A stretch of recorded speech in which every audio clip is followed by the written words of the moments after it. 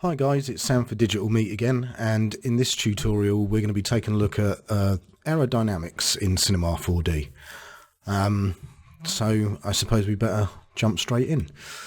Okay, first things first, I'm going to create a floor object and I'm going to right click on that and we're going to put a collider body tag on it, just so the things we're working on don't fall forever. Okay, let's make a material as well. And we'll call this floor, purely just so we can see things better in our viewport. Let's make it like a green, simulate a grass or something like that. Okay, so there's our floor. Lovely. Okay. So I suppose we're going to need an object to actually place aerodynamics, to enable aerodynamics on. So I'm just going to create a plane for now, and if we actually change our display to ground shading lines, we can see how many segments we've got. Now, if I was to put a rigid body tag on this and then drop it, just press the play button, it would fall to the floor as expected. And while it's doing that, it's actually meeting no air resistance. The air's got no density at the moment, and that's because we haven't got aerodynamics turned on. So if we go to the rigid body tag and go to the force list, at the bottom here you'll see that we've got aerodynamics. So if I put the drag up to say 70%, see what result we get from that. No, there is none. There's no result. And if I turn the lift up to 70%, that has no effect either. And it's because of this two-sided trigger, two-sided checkbox at the bottom. This is a plane, so it has no sort of, it's got no depth, if you like.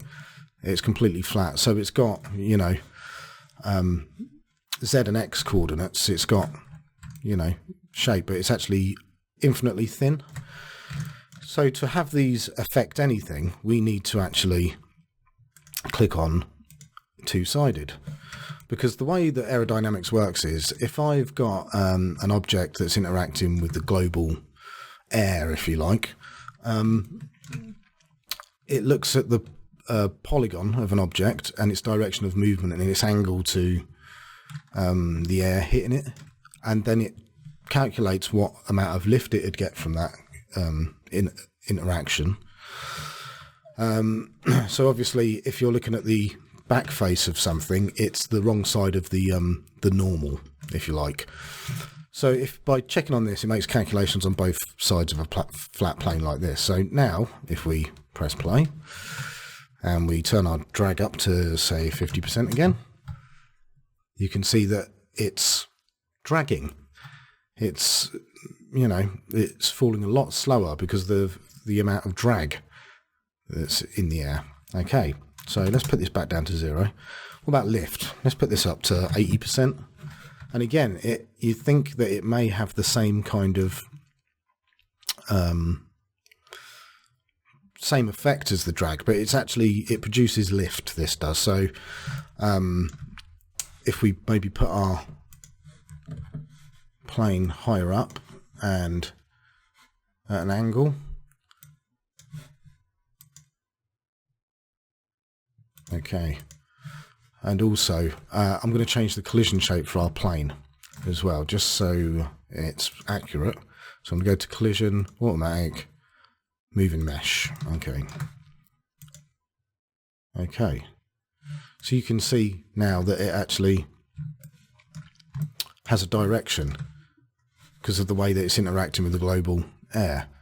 And we can test that. If I go back to our rigid body tag, go back to force, turn the lift down to 0 and turn the drag up, it's still falling as it normally would fall, but just let's make that a bit smaller.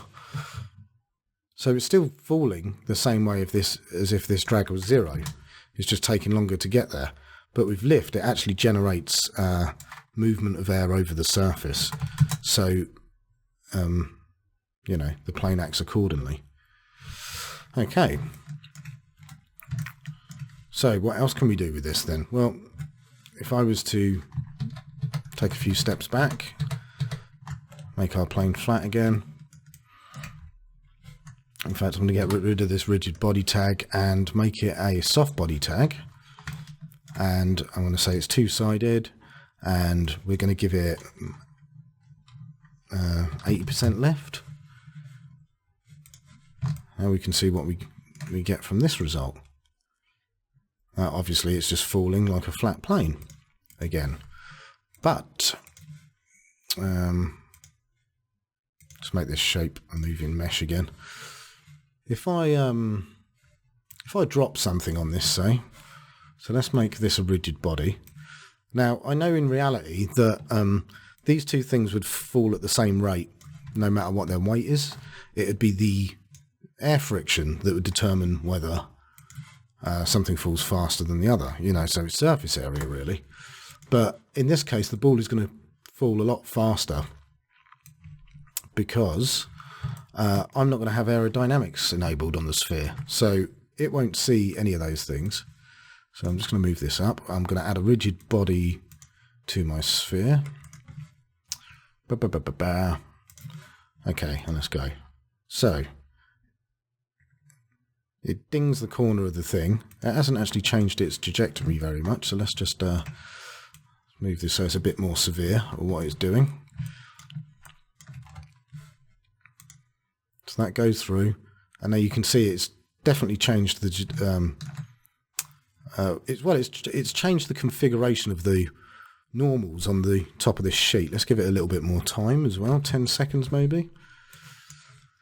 So obviously if it's perfectly flat and it's falling, it's probably going to remain that way. There's no turbulence in the wind. We can add that later if we wanted to.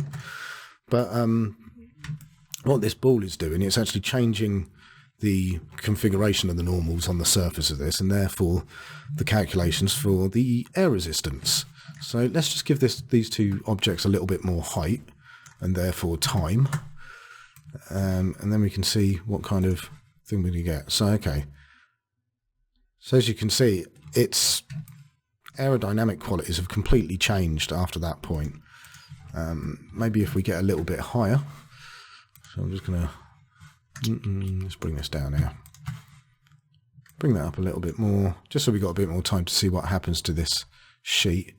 Okay, so you can see how it's falling and generating lift is completely changing. So that's essentially how the aerodynamics works. But it also gives rise to some interesting things we can do with it. So let's get into that.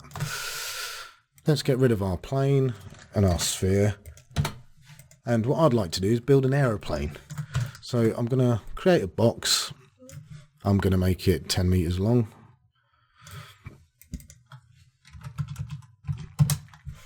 So 1,000 centimeters, and then I'm going to divide it into not that way, I don't want to do that.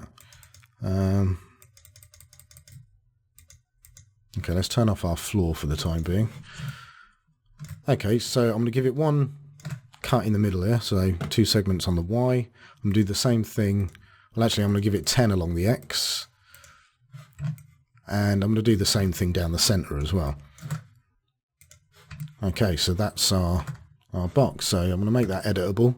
And then I'm going to click my mouse button in so we can go to our different views. And we've got the choice of top, right, and all the rest of it. I'm going to go into our front view here. So really it's the side.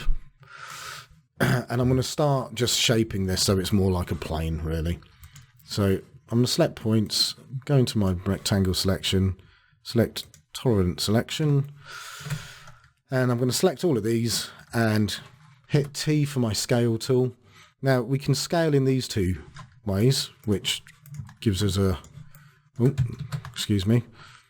So if I scale like this, it's only going to do it in that direction, if you see what I mean. So I'm just going to click on the outside, nowhere, and it'll scale it in all 3. So there we go, we've got like a sort of nose cone shape. going on there. So I'm just going to model like this as we go along. It's, like I said, this isn't a modelling tutorial, so it's going to be pretty basic. Yeah. Okay, so I'm going to grab these 2 points and just drag them down like this. Make ourselves a little cockpit. All of these can stay as they are. And then what I think I'll do, I think I'll start moving these lot up on the side here, just to give ourselves, you know, something that kind of looks like a tail at the end. What I may want to do actually is remove all that. Yeah. Okay, so let's move that up. Do the same for this. Do the same for these. And you notice that these points here look like they're going to cross over soon, so I'm just going to drag that back down to the middle and maybe level this one out a little bit. Do the same for this back one. And again, I think these are getting a bit too closer, and just centre those out. And then this back one can go up like this. Again, that needs to come down. Move it up again. Okay, so it's really simple. It's nothing too taxing.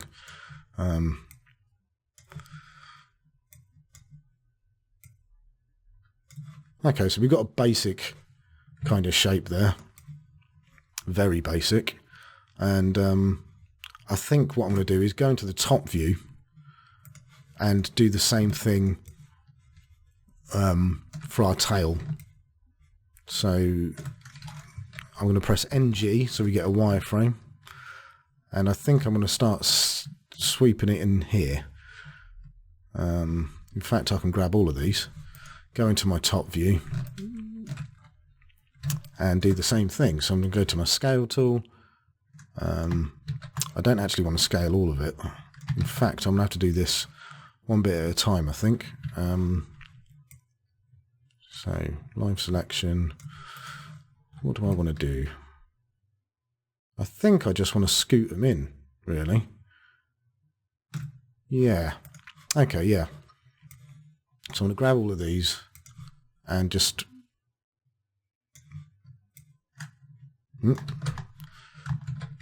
Okay, yeah. Grab all of them. Go to... I press space to go back to my select tool. Select all of them again apart from the ones on the end of here. Back to the scale tool and scale down. Back to my select tool. Scale. So I'm just going to keep doing that until we've got something nice and thin at the end. Like I said, this isn't a modelling class. This is very basic. So something like that, that'll do. So we go back into this view, NB to get back to our ground shading lines. And yeah, I mean, I'm pretty happy with that. It's a basic shape. It'll do us for what we need it for. So I'm going to move this floor up to the top. And this cube, I'm going to press Alt and select a subdivision surface. So in our hypernerbs, this is the shape that we've got at the moment. So I'm just going to turn that off. On the top here, I'm going to go to poly mode, make sure the cube selected, go back into my live selection tool. I'm just going to select these top ones here, right click, and I'm going to inner extrude. So I'm just going to pull it in like that. And then I'm going to go into my side view so I can see what's going on. And I'm going to go to extrude. So this is going to extrude down like this. Bit of a weird angle, but again, doesn't really matter. So now we end up with this kind of shape. So I'm going to deselect all that, turn my subdivision surface back on to see what we've got. And as you can see now, we've got kind of like a little cockpit shape in there. It's probably a bit too big, but again, like I said, this is not a masterclass in modelling. Right, so again, we're going to need the little fin thing on the back. So I'm going to grab, that's a technical name for it, I think. So I'm just going to grab these two polys and go into my side view and press Control and move it up like this. I'm just going to make a few segments on the back here, like that. Then I'm going to go into my point tool, grab my rectangle selection tool, and just start moving these points around. So I'm just going to pull that one in. I think I'm going to pull these out. Oh, there we go. Yeah, something like that. That'll do us. And then with these ones, I'm just going to shape these. So that can go there, that can go there, and that can go there. So something like that will do us. And I probably think that if we select this lot up here, and we've got all of them, we can probably scale these in as well. So scale that in. I'm just going to go into my wireframe mode again. Again, that was NG. Go back to my select tool, then scale. Just scale those in. Something like that. I think I might go into my top view actually. Excuse me. And actually just wind these in again, just a little bit. So they're a little bit thinner. Or they get progressively more thin as we go down the line here. I think that would probably help. And I'll just select this back lot and just scale those in. Okay, so we've probably got something a little bit more as we'd like it. I'm also going to go into my live selection tool, edge mode, and I'm going to select these edges here, unselect by Control, unselecting these side ones. So we just want that strip down the middle. I'm just going to move these forward, so we've got like a little sort of shaped thing there. And if I turn my subdivision surface back on, you know, that's not bad. It's kind of looking like an aeroplane thing. As unpretty as it is. Okay, the wings. So what I'm going to do is live selection tool, poly mode. We're going to grab all of them. I'm going to grab all of these, and then I'm going to make inner extrude that lot. So right click, inner extrude, drag it in, and we're going to have a proper dodgy shape going on there, which doesn't matter. Okay, so this is what our wings are going to come out of. The bottom part, you can see that it's all been dragged in really, really nicely there. So I'm going to select this edge, and this edge, and move it up, just so we're around that line. In fact, before I move it up, I'm going to select the same the other side. So shift clicking. So now we've got this side and this side selected, and then I'm going to move them up at the same time. That way they'll be in exactly the same position. Okay, that's fine. And then what I'm going to do is select this edge, and this edge, select the scale tool, and we want it to be kind of zeroed out in the Y direction. So if we come down here to Y, we can see it's at 21.144. If we just turn that to 0 in the size column, makes the line straight. And we can do that for the line in the middle, because you can see that's a little bit skew width as well. So if we just zero that out, okay, there we go. I'll do the same the other side. So select this first, and we'll zero this out. Lovely, and then we can do the same to this one. Zero that out. Okay, so that should be now a little bit better for us. Okay. Now, I think that's going to be a little bit too thick, so I'm going to select these, the top and bottom lines there, and I'm going to do the same on the other side. And again, I'm going to select the scale tool, and we're just going to scale in the Y direction, just so we're a little bit thinner. Yeah, that should do us. What I'm also going to do is grab this point, And the same on the other side. And just scale them in the X slightly. Okay, that'll do us absolutely fine. Brilliant. So what we got now? Yeah. Okay. Right, so now we're going to make our wings out of this. So, polygon mode, select all these polys, select all these polys, excuse me, select these ones as well, so we've got them both on both sides. Go to the scale tool, hold down Control and drag out. So, there we go. So what I might do is actually make this into sections. So do it once, do it twice, and then scale in this way. Do it again, and then really scale in. Not too much. And then scale out again, and then really snip it in at the end. And also we probably want these wings getting thinner as we go along as well. So I'm gonna go into this view, go to my rectangle selection tool, select all of the wing, and then scale.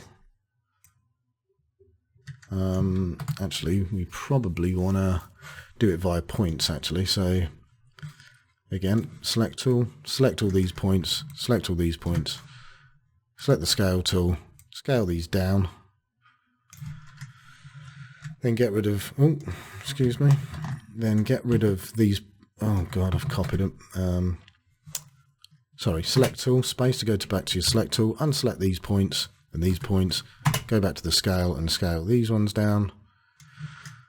And then I'm going to go back to the select tool, unselect these points and these points, go back to the scale tool, scale them down again. And I think that's probably going to be all right. I mean, we could, I mean, yeah, why not? Why not get rid of these points and scale them down again, just to make sure. And then what I'm going to do is just select this point here. Oh, excuse me, wrong button. I'm going to press Alt and I press the Windows key. And I'm going to select this point here. And then I'm just going to scale them outwards. So they just come out slightly. There. Just have a look. Okay, yeah, that'll do us.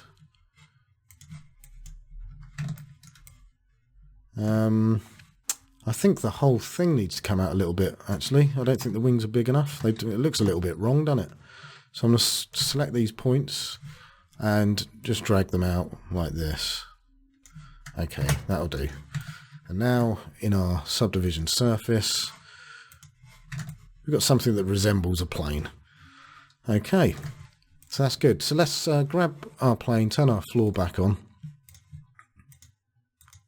And I said on. And let's drag this above the floor. Now, if I was to put a rigid body tag on our plane, it would just fall, like so. I'm also going to make this a moving mesh as well, because obviously we want it to resemble this as closely as possible. So I'm going to change the shape to moving mesh. Okay, there we have it. Good stuff. So remember, the actual calculations for the rigid body are being done on this low poly version. So that's what the physics are working on, not this. Okay. So we need to power our plane. We need to move it forward. But also, you'll notice that I've modelled our wings straight. So it's actually going to get no lift from this because you need a slightly angled wing. But we can get around that problem by going back to the beginning here. And I'm actually going to turn off the floor again, just so I can model underneath, and turn off the subdivision surface. Okay, so what I'm going to do is I'm going to grab Live Selection Tool, Polygon Tool, and what polys do we want? let's select the cube, and we're going to select these two polys here. I think that'll be fine. So look.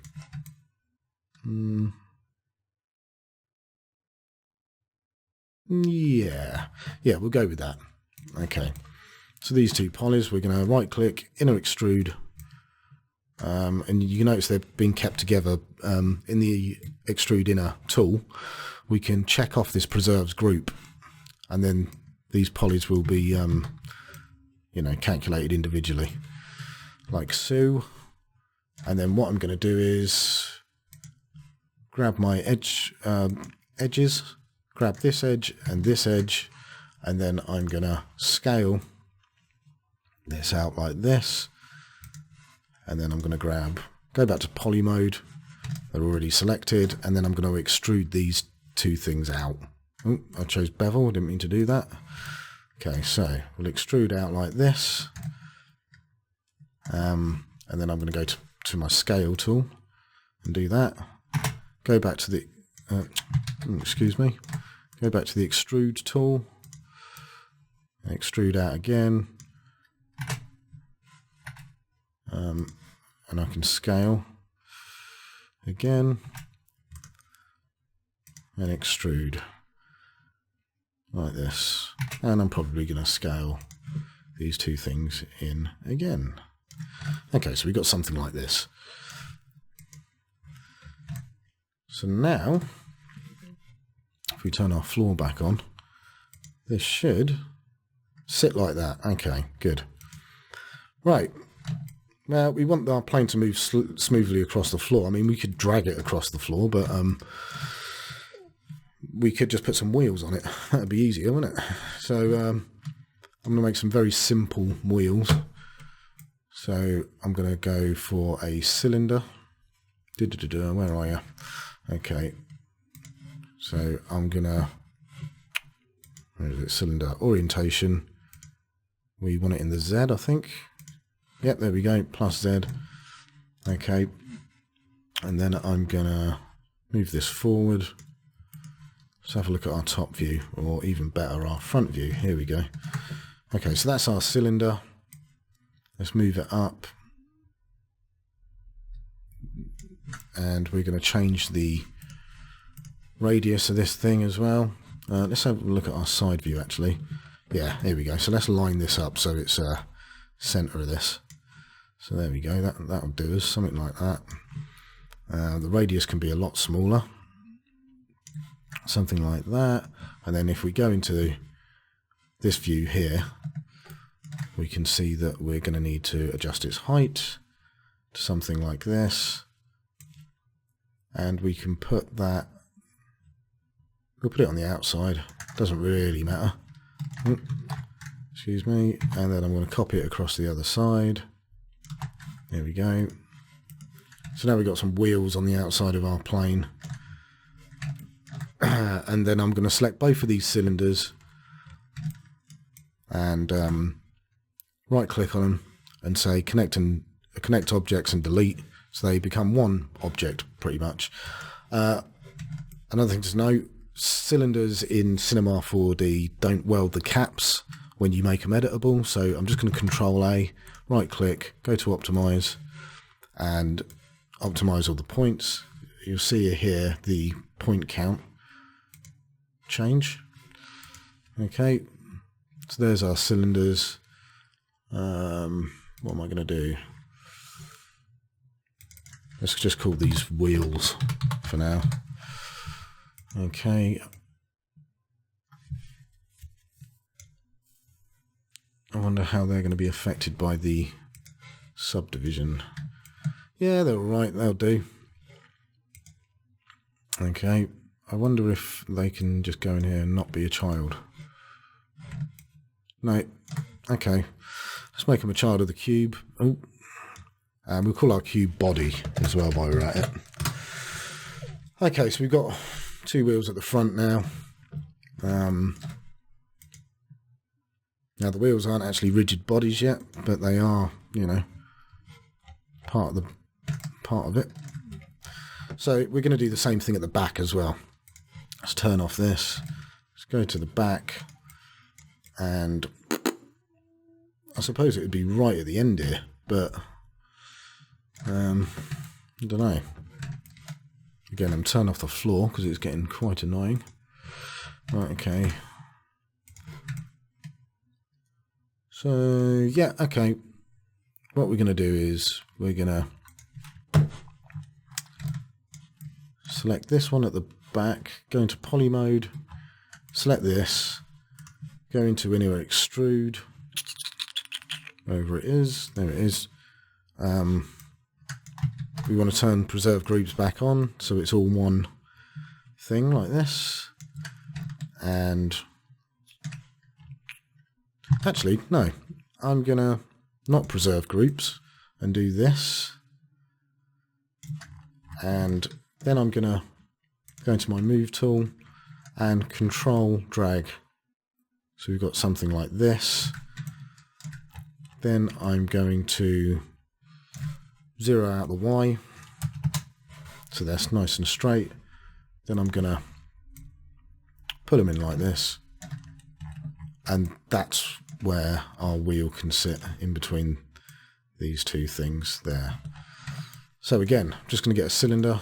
That's a box. Just going to grab a cylinder, orientate it in the Z, drag it back, up, back, go into my side view, see if we can line this up to where we want it to be. Yeah, that's fine. And then we're going to bring its radius down, like so. Then we're going to change its height so it fits in between this thing. And that should be fine for what we need it to do. So again, I'm going to make editable and optimize it, which is fine. I'm going to name it back wheel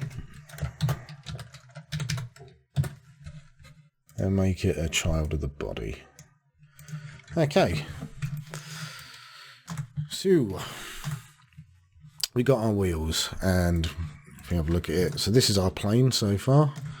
Let's have a look how it reacts. Okay, it's not bad. It's good. So I wonder. So this body is thus far not containing our children in it. So we've got this inherit tag, so we can have our children inherit that. So let's do that. Apply tag to children. So our wheels and our back wheels will get these tags as well. And as you can see, they're having a right old time there.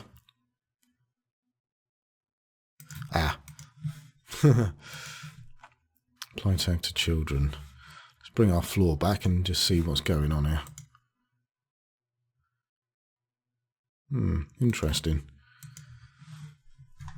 I think I might separate these wheels out. So what I'll do is, I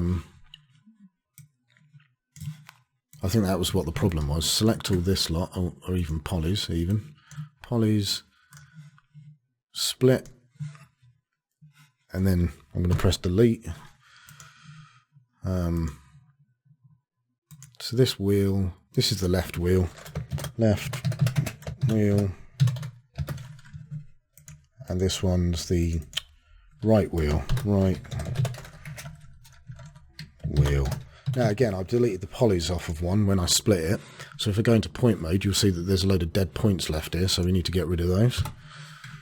And the left wheel shouldn't have that problem. No, it doesn't. Okay. So the tag should apply to children now, so this should react a lot better now. There you go, as you'd expect. I think it was just seeing both of these as because it was the same object, compound object. Okay, so we need to attach these wheels to our body. So let's do that, I suppose. Let's go to simulate, dynamics and connector. So I'm going to drag this connector between, what do I want these to go? Between the body and the right wheel. Yeah, okay. Actually, I'm going to drag it as a child of the right wheel just so I can zero out the connector's coordinates just to keep it nice and clean. So that's where the right wheel is, even though it's the left wheel. Brilliant. And I think it's because the right wheel... Yeah, this is the left wheel. Sorry, let me rename this. Okay, and this is the... Oh, something really strange is going on here. Okay, so that's the left wheel. So sorry, I was right. This is the right wheel. It's just that its axis is still where the left wheel was. So if I select right wheel, you can see it's... Oh, excuse me. You can see that it's highlighted here, but its actual axis is there. Let me turn off the floor. It's getting a bit distracting. So all you have to do for that is go to Mesh, Axis Center, and then just execute, and it will pop back to where it should be. So this connector's position now will go back to where the pivot is, which is fine. So we can drag that out now. So the connector, go to the Object tab, and we want to connect it from the body to the wheel, to the right wheel. So really it should be in between these two things there. Okay, so now these two things are connected, which is absolutely fine. And we're going to need to copy this, and we're going to need to do the same thing between the left wheel and the body. So it's the body and the left wheel. There we go. And I'm also going to zero out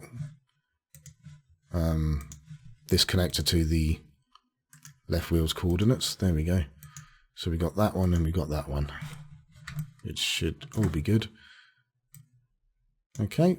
And then we want the back wheel and the body as well. So we're going to copy this again, and we're going to have the connector 2 is going to be the body and the back wheel. And again, we're going to want this connector to go to the back wheel and go to its coordinates so it's accurate.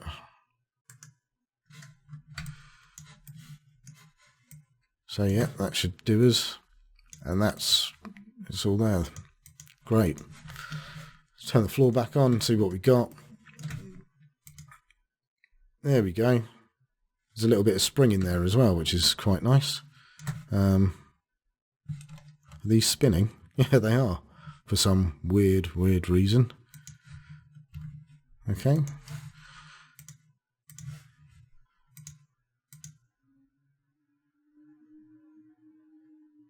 Okay. Well, that'll do us for now. I don't want to get too in depth about this. This is about aerodynamics. So let's get back to our initial state. And then we're basically going to make propellers now. Okay, so how I'm going to do that is I'm going to create a box. I'm going to move it to what is essentially, well, it's the center in this direction already, but we want it to be central in terms of looking sort of face on to our nose. So yeah, I'd say that's pretty central, to be honest. I mean, that looks fine to me. And if we go into our side view, we want our propellers to be right about here. Okay, so now we can put our cube. If I press Alt, go to the mode graph menu and go to cloner, it will lob our cube in a cloner object, and the cloner will be created at where our box was. And then go into the cloner, the object tab, and we'll say that we want this to be a radial, and we want to flip that so it's facing that way. Now we can start shaping our cube. So again, we want this to be thinner, like this, and we also want, do we want its Y scale? Nope, not the Y, we want its Z scale. So we want to do that. This could probably do with being thinner as well. So I'm just going to adjust the X again. And if we go back to a cloner, we can see the radius, so we can actually pull the radius out, and our thing will get bigger. Go back to the cube. I just want to bring our Y size down for this, just a tad. Then go back to the cube and adjust the radius again to suckle these back in. Okay, so that's our rotor now. Now we're going to need a couple of things. Just so this cloner object is seen as one object, like a compound object, I suppose, we're going to put it inside a connect tool. So if we highlight the cloner, Alt, and then select the connect will be created at the cloner's origin point, and the cloner will now be in it, and this will be seen as one object. So on the connect tool, I'm going to right click and give it a rigid body tag. So that's great, and then we can just close this up for now. Same with the body. I'm going to put the floor at the top. So I'm just going to call this prop and call the subdivision surface plane. Okay, so now we have these two things. We need to actually connect them together. So let's again grab a connector object. So simulate, I'm going to go to Dynamics Connector. I'm going to make it a child of the prop, just so I can zero it out to the propeller's position. And you'll notice that it's facing the wrong way, so we need to scooch this round, like so, 90 degrees. Excellent, then we can take the connector out and put it between these two things, and it's going to say, right, what am I connecting to? So the connector is actually connecting the body, remember, not the subdivision surface, the actual body, and it's connecting to this connect object. So hopefully now these two things are connected. Excellent. Brilliant. Okay. So now we also need something else in the middle of these two things. In fact, I think I'm going to make this connector a child of my cube. No, I'm not. Sorry. A child of my body, just so it moves with it. So I'm gonna rename these connectors at the top. I'm just going to call these wheel connectors, just so we can distinguish between them. Come on. There we go. Wheel connector, and this connector here, I'm going to make a child of the thing and call it prop connector. Okay, so that's all done. And the other thing we're going to need is a motor. So if I go back up to simulate, go down to dynamics and motor, and then I'm going to make this motor a child of this prop connector. Again, zero it out, and then drag it out again, just so it's it's a child of the body again. But now the motor is going to want to know what it needs. So this motor is like, what's object A? Object A is the body. Object B is going to be my prop. Okay, so we can close this down. Actually, no, we need our motor still. Okay, so how does this work? Let's have a look. Okay, well, the motor's spinning, and not a lot appears to be happening. And that's probably because we need to tweak some settings here. So if we go into the rigid body tag of our prop and go to force, we need to say that we need it to generate lift. So let's give it 90% lift. We don't need it to be two-sided because it is an object that has, it's a 3D object. It's not a plane, so that's fine. So okay, let's see if that does anything. So now you've noticed that now we've turned on lift, it's actually having to cut through the air kind of thing. It's not moving very fast. So this is where our motor comes in. If we go to our motor, we can see the angular target speed is 1,000 and the torque is 10. So let's try whacking this torque up to 100. There we go. We're getting a bit more action now. But it doesn't seem to be moving. In fact, the plane seems to be spinning, which is quite weird. Okay. But certainly not getting any lift here. So let's put it up to 1,000, see what happens. Nope. And you can see that the motor itself is not only spinning the prop, but it's having a full rotational force on the body as well. So what's actually happening here, if we look at our motor, you can see object A, object B, and it says here apply to both. We don't want that. You know, in reality that would happen, but there'd be a load of weight considerations and all that kind of thing. We're not going to do that. So we're just going to apply this only to B, which is our prop. So let's try it again. Okay, so the body's a lot more stable now. Although, you'll notice that our wheel is having a right old time there at the bottom. So I just want to see what's going on with that. Oh, it's because it's connected to these wheels, obviously. And if it's not... right, okay, that's what it was. When I say that this tag isn't applied to children, when I say none, obviously this thing's attached to the wheels, so it's not going to move anymore because the wheels are not dynamic objects. So if I select these wheels and say simulation tags, and these tags are automatic, that's fine. Okay, now they all move as they should, and we've got something a little bit more realistic, I suppose, if you want to call it that. Okay, cool. Right, sorry about that, guys, my bad. Okay, so now we've got our plane. We actually want to say that this plane generates lift. So let's go to our force. Let's say that it generates lift. 80%, that'll do us. But this motor is still not dragging us forward. So let's go to the motor. We've got an angular target speed of 1,000 degrees. We've got a torque of 1,000. So you're probably thinking, why the hell is this not happening? Well, the answer is that if we go into our cloner, which will be our prop cloner, and then go to our transform, we can actually alter the way that these propellers are configured. Now, obviously, this is just straight on, and that's not going to do us no good. When this thing spins, it's not going to scoop up any air. It's not going to actually generate any lift to pull the plane forward. So what we want is the plane to be dragged forward, so then air can be dragged over and under the wing, i.e. generating lift. So if we go back to our starting position, go into the cloner, and then I think it's this one, yeah. So the H, I'm going to try this at 45 degrees and see if that does anything for us. That actually pushes it backwards, which is not what we want. So what we actually want is a minus figure here, or we could reverse the direction of the motor.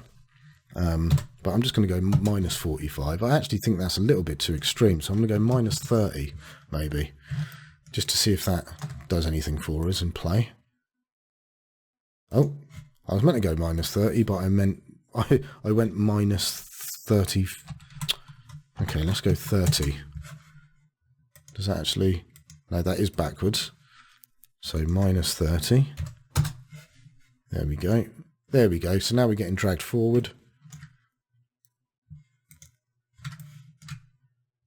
But it doesn't appear to be enough to drag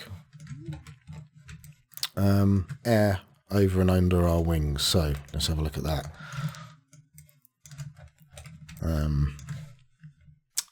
Let's have a look at our rigid body shape. So we've got lift on the body, and we've also got it as a moving mesh as well. Now it might be, before I start you know, messing around with a lift and all that kind of stuff, I'm going to go to the mass tab. So this is our plane's body and this is its rigid body tag. We go to the mass tab and we can actually set a custom center. So initially the weight of the plane is usually set where the pivot is, or, you know, it evaluates the size and shape of the thing and then, yeah, it usually dumps it somewhere in the middle of the mass. But I'm actually going to move the mass of our plane forward. So that'll be in this direction, the X direction. So I'm going to say custom center. This is X, Y, Z. So it'll be positive X. And I'm going to actually move it forward by 100 centimeters, so a meter. I wish there was some way of visualizing that, but there isn't as far as I know. And then we'll try playing again. So, okay, this gets dragged off.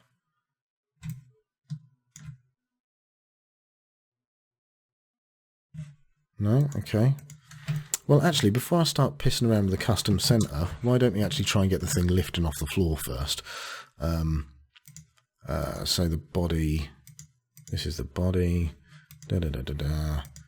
Okay, so maybe it is that we just haven't got enough torque on this thing. Let's crank this up so it's 2000. There we go. Right, and now you can see our problem. So it's generating lift, and obviously if we wanted to control the plane, we'd have to have actual flaps on the wings. So therefore, if the flap's up, it causes downward, you know, it would cause the plane to go down. I think that's how it works. But we haven't got flaps on our plane, so I just wanted to do this to show you that you can make a plane and that you can get a steady takeoff. So the angular target speed is 2000. So what if you try a halfway house of 1500? See if that gives us anything. Okay, so that allows us to take off. So this is what I was saying about the custom mass, the center of mass. So I'm going to go to the body, the rigid body tag, go to the mass, and our custom center. So it seems to be too far back. So let's select our body, yeah. Okay, so our weight seems to be too far back, and therefore it's falling backwards, and the front end is lifting it up, and the back end swinging round. So if I move it in the X forward 100 centimeters, which is a meter, let's see what effect that has. So it still lifts up, but it's a lot less prominent, but not quite enough. Still doing that. So let's try it 200. So we're pushing that weight forward. There we go. So 200, and it's still taking off. And it is it is wrapping back on itself. I think we need a little bit more time on our timeline. So let's make this 30 seconds and drag that out. So it will eventually want to, you know, pull right up like that. So let's move it forward a little bit more, 250 maybe, and put it back. Okay, I think that may have been a bit too much, and now our wings are almost level. So let's try 225. Oh shit. Excuse me. 250. No, we just tried that. 225. That was it. So it's a bit of a balancing act. So there we go. It is leaning back, which means it will be generating lift. But is it enough to get it off the ground? Okay, again, so maybe not that much. So let's try 220. So it's a bit of a balancing act. Maybe a little bit more torque in the engine, maybe. Yeah, I think maybe a little bit more torque for the motor. So let's up this to 1500. Back we go again. Will it get off the ground? Not quite. Okay, well maybe this custom center then needs to be moved back to maybe 215.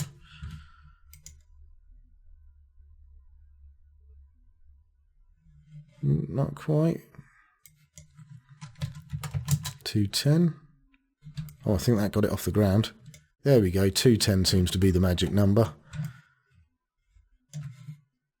So what if I 212.5? Will that still help us?